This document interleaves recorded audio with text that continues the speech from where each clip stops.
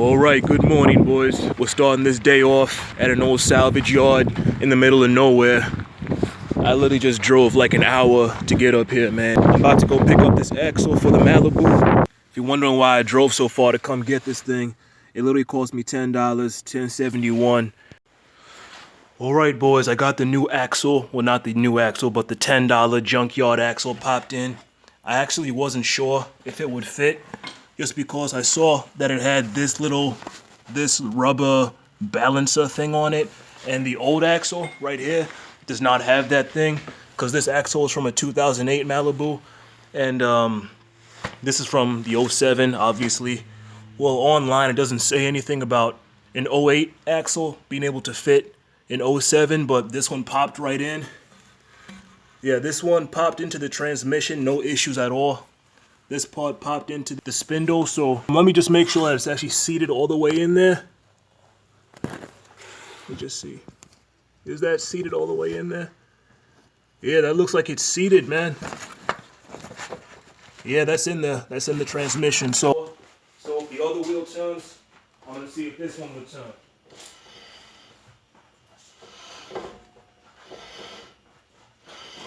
Okay, so that's good news. This thing actually turns. One question I've actually had the entire time was, where was the rest of this axle? Because this part of the axle is supposed to be inside the transmission, the part that comes in front of the U-joint right here. And it was nowhere to be found. So I don't know if the insurance company popped it out or what.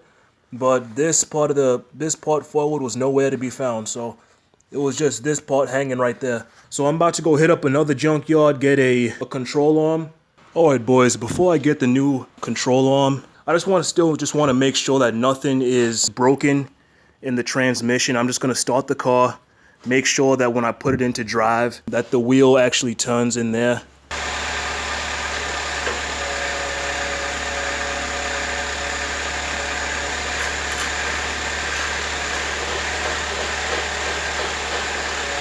You guys didn't turn? Tell me in the comments. I might rate them before I post the video. Alright boys, so I just watched the video. Yeah, I'm happy. The wheel turned, so I am officially making this a rebuild project. I will not be parting out this vehicle. I know a lot of y'all wanted me to part it out. I read some of the comments from last video. Yeah, well, you know, y'all don't see what I see. That's all I'm gonna, I just broke this thing off the, whatever. That's gonna be I'm gonna get a new thing right here anyway. So, you know, I know y'all wanted me to part this thing out. However, you know, everything is fixable, man. Like, y'all need to realize that everything, and I'm telling you, everything can be fixed with Bondo and spray paint, y'all. Like, y'all see this right here? Let me show y'all something. Let me show y'all the car flippers way. I'm not really a car flipper, but let me find some spray paint. Oh yeah, I found some of my stuff from my old Honda days. What is that? Let's see if there's a little something left in here.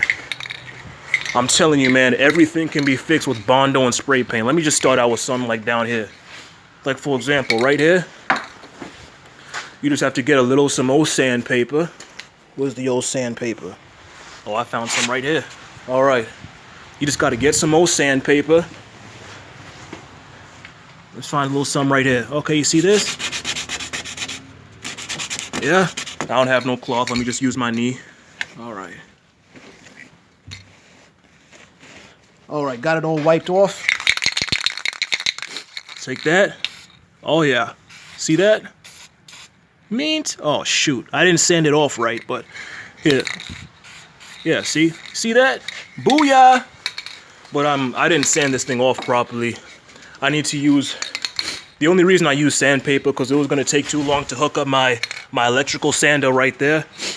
I'm telling you guys, like, I turned a $900 Civic. If y'all didn't watch some of my old videos from back in the day, well, not really back in the day, like a couple months ago last year. Like last summer, I bought this 2000 Honda Civic. I called it the Canadian Civic because it was made in Ontario and it was rusted to hell.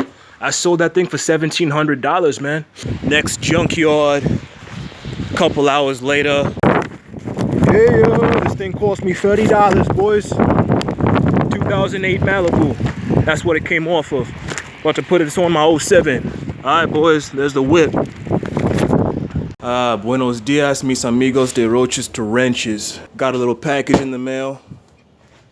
Got the brake pads for the Ford Focus, which I ordered before I crashed the car yesterday. I've pretty much gotten over it. Let me show y'all the aftermath in the daylight. It's actually worse than I thought, than I saw it last night. So as y'all can see, it looks pretty bad, you know. I was thinking last night maybe I could just pack a whole bunch of, like, you know, fix this thing with Bondo. Nah, but that thing ain't getting fixed. So yeah, it's not getting fixed. I've been working on the Malibu all morning, and as you can see, I got everything in the suspension all buttoned up, man. I got the axle in. I did that yesterday. I spent the whole morning trying to get the control on, man. It was a pain in the ass. At first, I was about to go for a test drive, and then I remembered I had to cover up that steering rack, that little thing. And the steering rack is actually making some noise. However, the alignment looks straight, so it looks pretty good. So as you can see right here, when I turn the wheel, you hear that noise?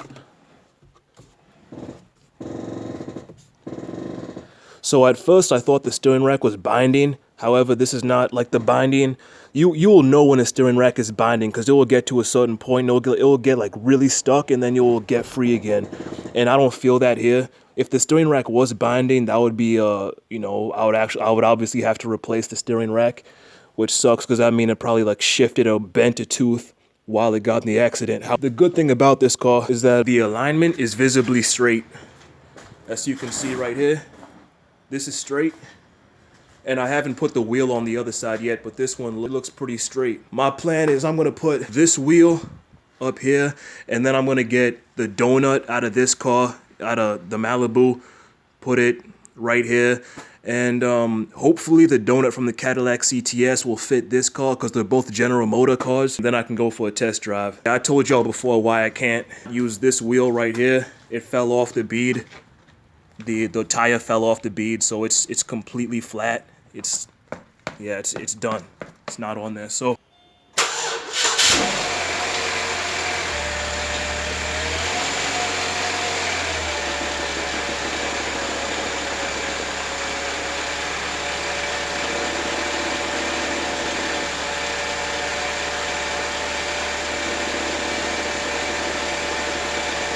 hopefully you all saw that this thing looks pretty mint.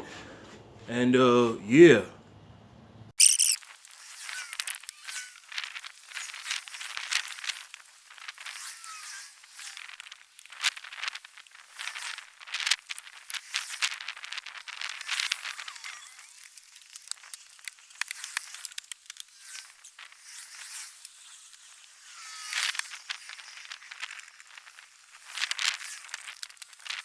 Alright boys, I have no idea how this thing is working. I took this to my local holiday gas station where they have free air. Alright, I just put it in the back of the Ford Focus. The tire took air, so, you know, I don't hear any leaks. I don't know I don't know why the tire went flat. I guess it got hit in the side so hard that it just went off the bead, but I don't hear any leaks coming out of the edges. The seams all around here all looked fine. It didn't look like there weren't any bends in it. So by the way, the Cadillac spare tire was not able to fit onto the Malibu.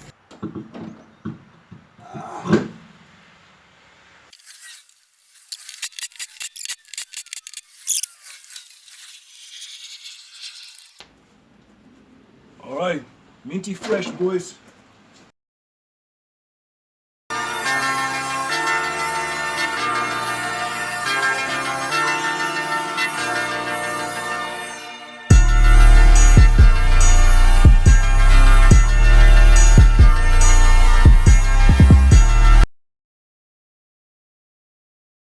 Just a couple days ago on Friday, I literally had to, this car would not roll. The axle was stuck out, was not even in the transmission. The wheel was like back over here. The thing was dug into the ground. I thought I had frame damage. I thought I was just gonna part this car out. And now I'm literally sitting it right here. Honestly, the wheel looks straight. The steering wheel is straight.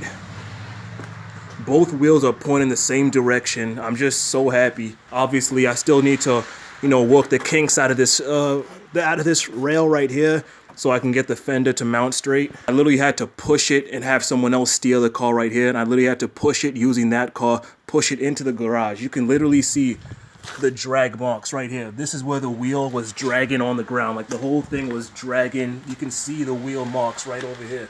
I literally had to drag it. The thing was like just dragging. The wheel was just out to there. Y'all saw how it looked like, man.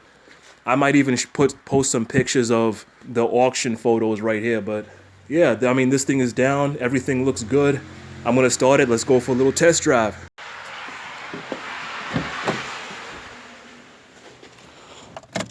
There we go. All right.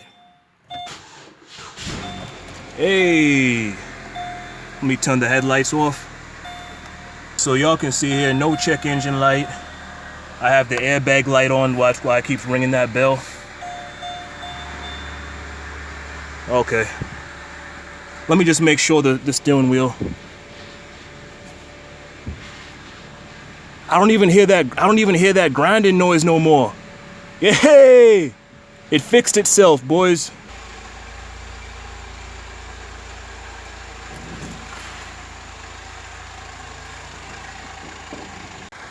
Here it is in the sunlight, boys. All the black cars, man.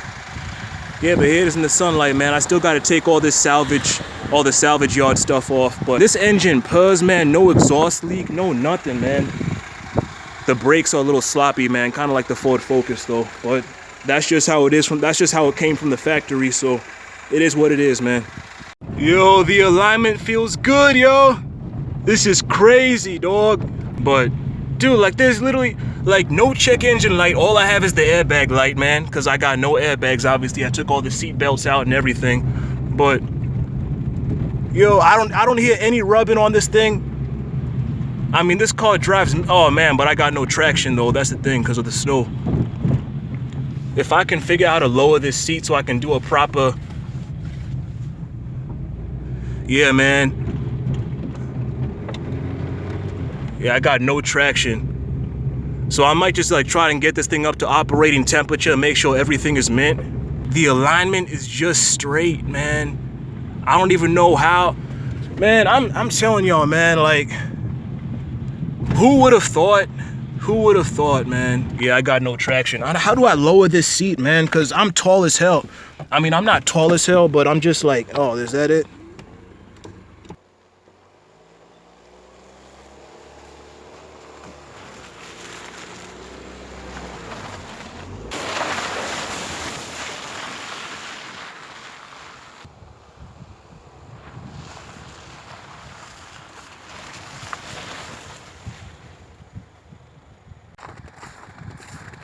Yeah. All right, man. We got the coolant. It looks good. The engine's running mint. The oil looks Gucci.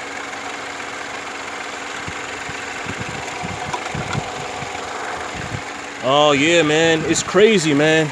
I literally just saw this car on the auction block. It just came up on the auction block. I was like, what the hell? And there was other stuff I didn't even notice about the car when I bought it. Like, I had no idea that this wheel was flat. I probably would have gotten scared off, and I would have thought that the suspension was tweaked over there. The tires holding air, everything's working.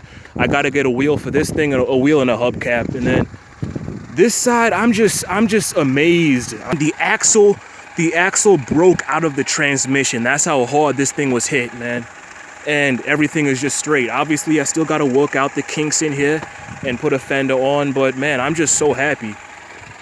I literally fixed this car for $40, you guys. All I bought was a control arm for $30, and I bought an axle for $10. I'm literally $40 into this car after buying it for $829.75. I'm in this car for less than $900, y'all. And a lot of y'all were asking how much this car is worth. This car is worth about $2,500 to $3,000, depending on the condition I can get it in by the time I sell it. So in reality, I think I can sell this car for a good like 25, maybe 27 easily when it's time to sell it. But I mean, that's with the mileage and everything. It has pretty good mileage. I mean, 132,000 miles, that's not bad. But anyway, if y'all like what I do, if y'all like this stuff, you know, buying cars for nothing, and getting them running for next to nothing, and you know, getting something for nothing, and you know, just restoring cars and stuff like that.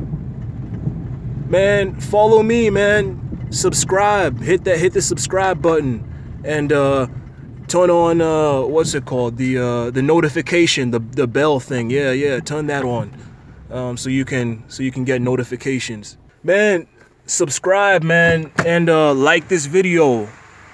All that good stuff, man.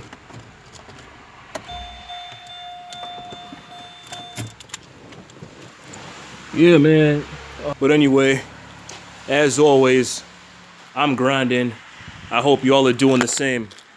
Y'all stay strong, stay healthy, and stay inspired. I'm out. Peace.